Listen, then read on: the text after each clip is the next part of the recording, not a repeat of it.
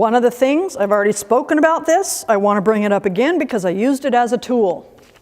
Just a little shift in direction, a mile down the road, you're in a whole new place. This is a tool that can be used in the moment. When you find yourself struggling with something, whether it's a flat tire, a relationship issue, a daycare issue, a job issue, a school issue, a health issue, whatever. How I'm experiencing it right now doesn't have anything to do with what's going on out there. That's just what I'm looking at right now. Who I'm being as I'm looking at it is what's creating the experience, always. And that is a huge thing to know because U-turns can be painful.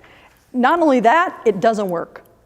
It doesn't work. When you have momentum going, when you're struggling with something, stopping right there and flipping around and going the other way, it's not possible. Not for any length of time and not without causing pain. But a little shift in direction, we can all do that. We can all do that. And that is an incredibly powerful and empowering way to handle things. I call it my Pop Your Paradigm experience because that's the book I wrote about leaving Portland and getting on the bus and coming here. It's called Pop Your Paradigm. So I do that by habit. In my Pop Your Paradigm experience, that was one of the things I did. One of my shifts in direction was, I get to handle this however I choose.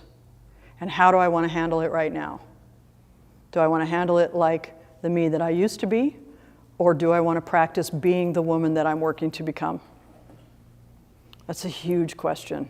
I want to be a person that thing can't get to.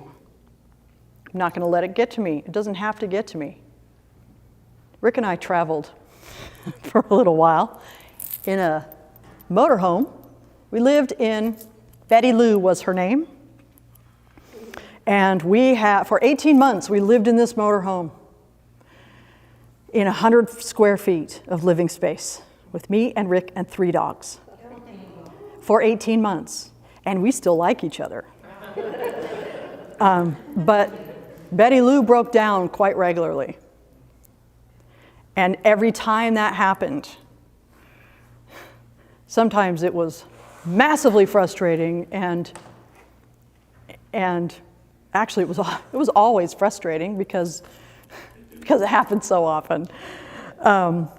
But we got to the point where can't control it. Get out the cards. Play solitaire. He would play solitaire, I would read a book, waiting for the tow truck. Or waiting for because she vapor locked. So, okay, here we go, pulling over the side of the freeway, vapor lock. We're gonna have to sit here for 45 minutes before we can get on the road. It took us. We went from Oklahoma City, Oklahoma to Denver, Colorado. Should have been a 10-hour drive. It took us 3 days. Because she vapor locked and we had to, it was not worth it to us to get upset. I get to handle this however I choose. Whatever my this happens to be. Always. So just a little shift in direction. That is a good way to make a shift in direction, is to just say that to myself.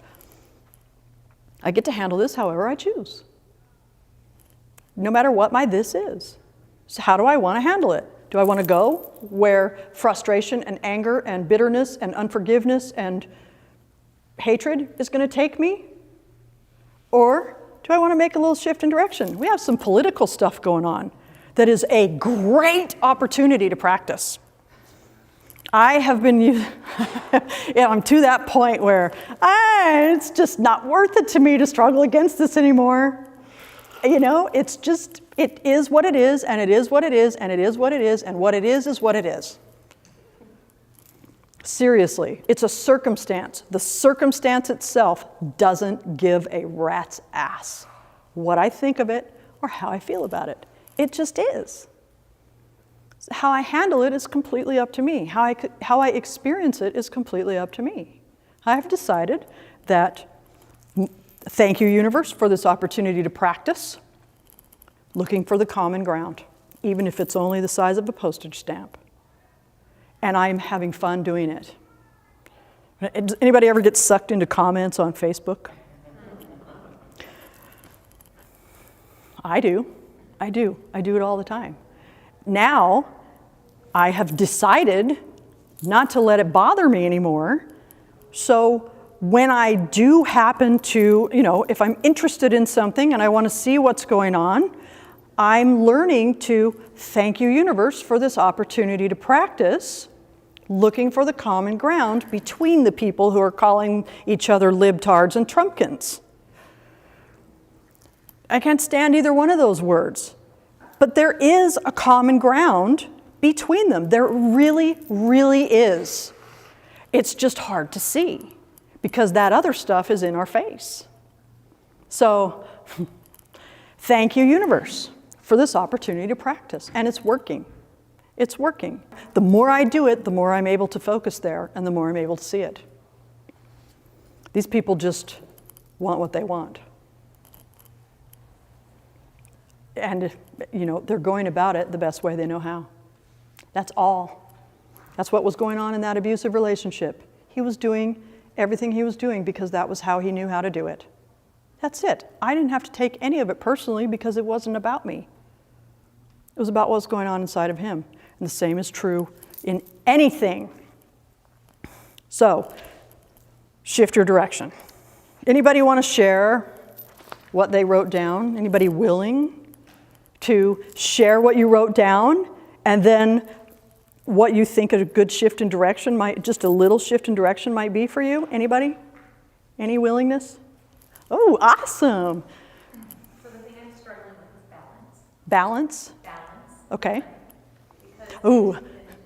Okay. I tend to do the things they need to do for themselves where they can. Awesome. So for the sake of the recording, a little recap. My friend has a very busy life with lots of people that she feels obligated to take care of. So she tries to save them from the difficulties, and she's off balance. So can I share something? Absolutely. Something that you might find this actually very useful. I've been dealing with sciatica and bursitis in my hip. I've been going to physical therapy. And they give me exercises, and it's all core exercises. And now I've come to the point where, because I recognize my belly is going away because I've been doing these physical therapy exercises for my back. So my physical therapist, I keep hearing her voice. So I actually wrote the acronym on my hand because I was hearing it over and over again. Keep your core engaged. You might find that useful. Keep your core engaged. Your spiritual core, obviously. You can keep your belly muscles engaged as well. But that's, I immediately thought of that you might find it useful. Keep your core engaged. It's an amazing thing to do because I find myself doing it physically whenever I'm moving, whenever I'm doing anything. I'm keeping my core engaged. It's become a habit now. And I also wrote it on my hand because I was off balance because I work long hours. That's my thing. I work very long hours in a job that aggravates the sciatica. So, I guess I better engage my core because I don't have time. I don't have time to do the things that are good for me. It's time for me to engage my core. Thank you. Thank you for sharing.